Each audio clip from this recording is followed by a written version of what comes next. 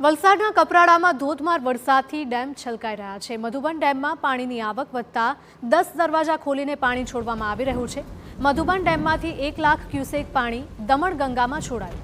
તબક્કાવાર 1,30,000 ક્યુસેક પાણી છોડવાની કામગીરી કરાઈ રહી છે।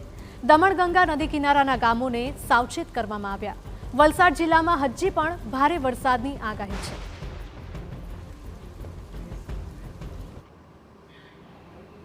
દમણગંગા નદીમાં પાણી છોડવામાં આવી રહ્યું છે, જેથી કરીને આસપાસના નીચાણવાળા વિસ્તારો અને ગામડાઓમાં એલર્ટ આપવામાં આવ્યું છે અને ખાસ કરીને લોકોને નદી કિનારાના પટમાં ન જવા માટે પણ તંત્રએ અપીલ કરી છે। વલસાડમાં હજી પણ આગામી સમયમાં ભારે વરસાદ પડવાની હવામાન વિભાગની આગાહી છે।